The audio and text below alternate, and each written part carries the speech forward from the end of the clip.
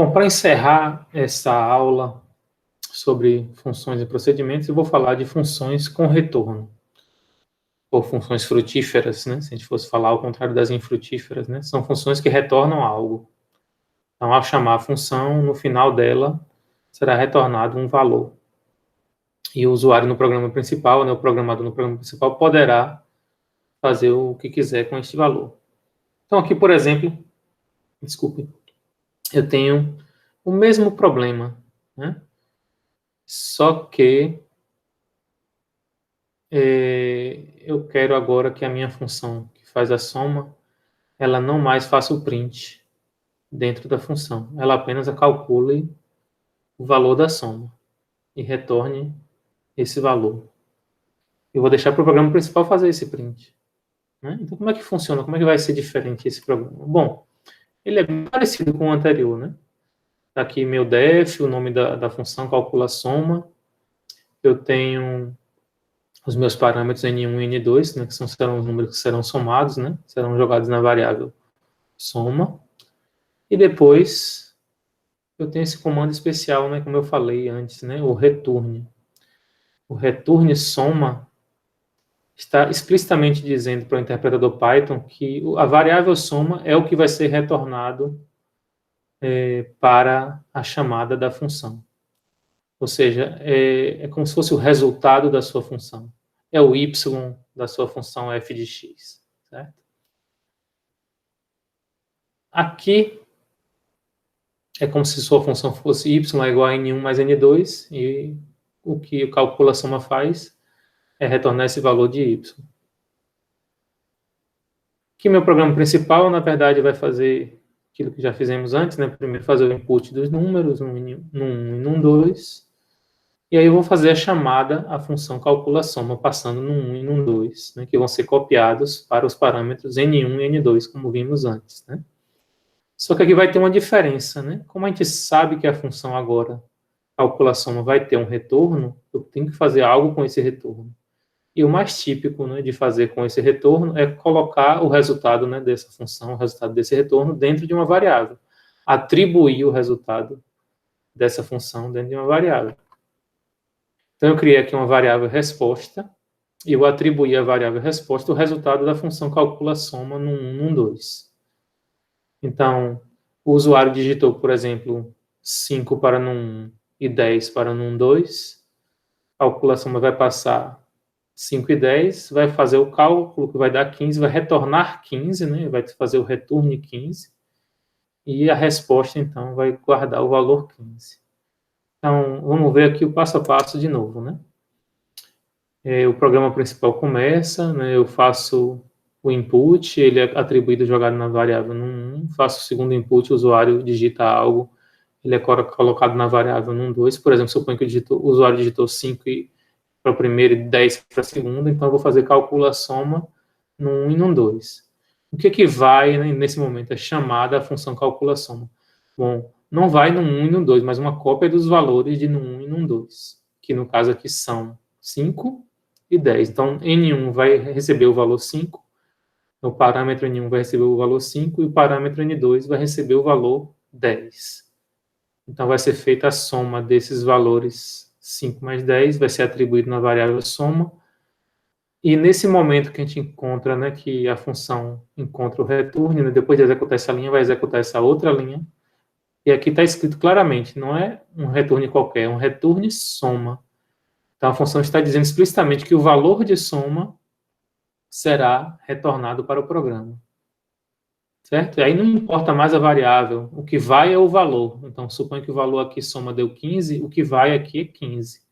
15 é retornado para esse valor. Então, é como se isso aqui fosse uma caixinha que é substituída aqui, nesse caso, se for 5 e 10, em um 1 e no 2, pelo número 15. E esse 15 vai ser atribuído à variável resposta. E aí eu posso fazer o que eu quiser com a variável resposta, como fazer o print dessa resposta. Então, assim funciona, então, uma função com retorno. Então, é necessário passar os parâmetros, né, se houver parâmetros, e é necessário que exista um return para que seja usado né, a partir da chamada. Por exemplo, atribuindo a variável resposta. Eu poderia, em vez de atribuir calculação a variável resposta, eu poderia botar o calculação inteiro aqui dentro no meu print, no lugar da palavra resposta aqui. Então, uma função, ela pode, tanto o resultado dela, né, o retorno dela, pode ser tanto atribuído a uma variável, como pode ser usado dentro de um print. Então, assim funcionam funções com retorno, né, e a gente encerra, então, nossa aula de hoje com um chamado para vocês, né, fazerem alguns exercícios, né. Aliás, antes de eu chamar vocês para fazer um exercício, vou fazer um outro exemplo. Eu tinha esquecido desse outro exemplo. Esse aqui talvez seja um exemplo que permite a gente ver, na verdade, o processo de criação de funções de maneira melhor. Existem dois processos, né, para a gente criar funções, né? Um processo, primeiro, é o processo de baixo para cima, que é o que a gente fez até agora, a gente cria a função e depois faz o programa principal, que chama a função. Mas existe a outra opção, né, de cima para baixo, né, que a gente faz o programa principal, faz a chamada função e depois a gente pensa em como vai ser essa função. Então, observem aqui a especificação, né, desse modelo de cima para baixo, também chamado de top-down. Né? O outro de baixo para cima é o bottom-up, de baixo para cima, em inglês. Aqui é o top-down, de cima para baixo. Então, como é que funciona? Vamos primeiro interpretar o problema. Escreva um programa que contém uma função que receba uma nota de um aluno. Então, a função recebe uma nota. A gente já começa a pensar, bom, se a função recebe uma nota é porque vai ter um parâmetro chamado nota, que vai receber exatamente a nota de um aluno. E a função retorna o seu conceito. Que história é essa de conceito? Bom, depende de cada instituição, né? Algumas instituições de ensino usam conceitos SMS, M, MI, para representar conceito superior, média superior, médio inferior à média, né? E assim vai. Outros, né, como nos Estados Unidos, é comum eles utilizarem os conceitos A, B, C, D e E. Mas, por exemplo, aqui no Brasil mesmo tem programas de mestrado, doutorado, de pós-graduação que utilizam esse modelo de conceitos. Por exemplo, em alguns casos, né, como aqui está, né, ilustrado, né, o conceito A é se a nota estiver entre 9 e 10. O conceito B, se ela for menor que 9, e se for maior ou igual a 8. Então, de 8 até 9, sem incluir o 9. Será C, se for menor que 8 e maior ou igual a 7. Será D, se for menor que 7 e maior ou igual a 5. E E em qualquer outra situação, né, de 0 a 5. Sem incluir o 5, né? Bom, aqui então está proposto que um programa contém essa função que recebe uma nota e retorna um conceito, né? Então essa função calcula conceito ou retorna conceito. Ela recebe um parâmetro nota e faz o return do conceito. E na função principal aqui a gente vai imprimir o valor retornado. Então vamos fazer o print do valor retornado. Perdoe que está errado ali o retornado. Vamos lá, começando pelo programa principal. Porque às vezes a gente faz assim, né? Não quer dizer que você vai conseguir executar o programa sem existir a função, mas vamos pensar no programa sem a gente ainda declarar a função. Bom, o meu programa principal vai pedir que o usuário digite uma nota, né? Entre 0 e 10.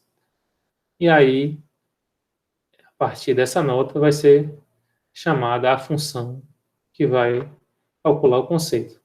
Eu chamei essa função de calcula conceito. Ela recebe o parâmetro nota, essa variável que foi digitada pelo usuário, e ela retorna um valor que não necessariamente precisa ser numérico, né? Não é uma função matemática como as que a gente já está acostumado a trabalhar, né? Que recebe um valor real, retorna um real, recebe um natural, retorna um natural. Aqui eu posso receber um número real com uma nota e retornar um texto, né? Com um caractere aqui com uma letra A, B, C, D ou E.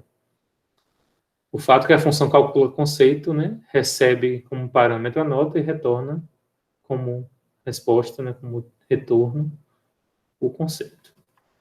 E depois a gente faz o print desse conceito aqui, né? Como o conceito é um texto, eu faço um print ali com %s da variável conceito. Simples, né? Isso é o nosso programa principal. Mas como vai ser o def dessa função, né? A gente está vendo ali várias condicionais, né? Então a gente já imagina que vai ter uma condicional. Mas antes da condicional, vamos pensar que a gente precisa de quê? De um def. De um def da função calcula conceito. Como vai ser esse def? Bom, esse def está aqui ao lado, né? Estou colocando aqui ao lado só para ilustrar melhor. Num programa deveria estar acima do programa principal, né? Mas o def calcula conceito recebe uma nota n. Observe, né, que não precisa, como eu falei antes, né, que o valor, que a variável que é passada tem o mesmo nome da variável que recebe, do parâmetro que recebe o valor. Aqui, no caso, na função n, relativa à nota. Aí vamos começar com o nosso processo de condicionais, né? Então, de uma maneira bem simples, o conceito A vai ser quando a nota estiver entre 9 e 10, incluindo 9 e 10, né? Maior ou igual a 9, menor ou igual a 10. Então, eu vou fazer return A.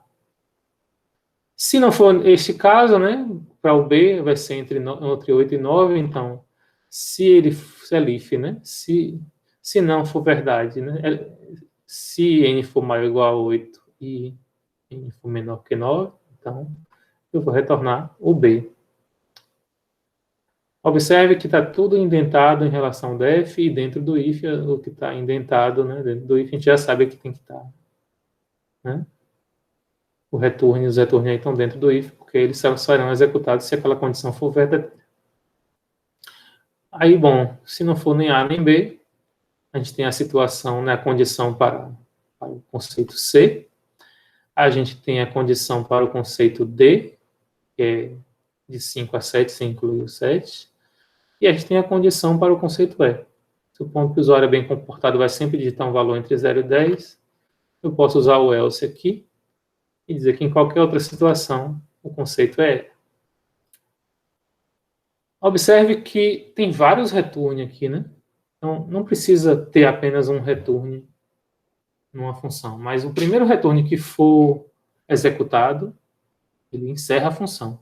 Do mesmo jeito que quando num loop a gente utiliza um break, e ele imediatamente interrompe o loop, quando uma função enxerga um return, imediatamente ela retorna para quem chamou. Então, como é que vai funcionar esse programa, né? Suponha aqui, por exemplo, que o usuário digitou uma nota e essa nota foi 7,5. Então, ele digitou aqui 7,5, a variável nota contém o valor 7,5. Então, eu vou chamar a função calcula conceito passando a nota. Aí, o que vai para n é a cópia do valor que está dentro de nota, que é 7,5. Então, n vai receber o valor 7,5. Aí, eu vou passar aqui e executar a primeira linha da função, né? Estou executando o subprograma. N é maior ou igual que 9 e menor ou igual que 10? Não, N é 7,5. Não é nem maior ou igual a 9, nem... Não, ele é menor que 10, mas não é o end, né? Não é verdadeiro, né? Porque não é menor que 9. Porque não é maior ou igual a 9. Então, neste caso, então, não vai ser visto esse return A, porque essa condição aqui, essa conjunção lógica aqui, esse end não é verdadeiro. Então, ele passa a função, né, passa para a linha seguinte, faz o elif aqui. 7,5 está entre 8 e 9? Não. Então, nem passa por esse retorno B. Aí depois vem essa terceira linha. 7,5 está entre 7 e 8? Sim, isso é verdade, né? Então, se é verdade, então vou executar o então. O então é simplesmente um return C. Então, nesse momento aqui, a função retorna o valor C, ele ignora todo o código que vem depois, essa parte daqui, né? E ele simplesmente retorna o C no lugar aqui do calcula conceito. Então, o caractere C vai ser atribuído à variável conceito. Depois é feito o print aqui do C, conceito C, neste caso. Então, assim funciona uma função com retorno. Aqui um exemplo, né, em que você pode ter mais de um return. Às vezes a gente tem apenas um return, como foi o caso anterior do calcula soma, né? Aqui no calcula conceito tem mais de um, mas assim, o primeiro que é encontrado, a função encerra. Mas olha só, é um exemplo aqui, né, de uma função que a gente imagina que pode ser útil e que, imagine que se você tivesse um programa que tivesse que calcular o conceito várias vezes. Suponha que o usuário digita várias notas. Ele digita a nota 1, a nota 2 e a nota 3. E para cada uma das notas você tem que calcular o conceito. Imagina que você tivesse que fazer o código toda vez para calcular o conceito para cada uma das notas. Então é muito mais fácil você ler a variável 1, a variável nota 1 e passar para chamar calcula conceito nota 1.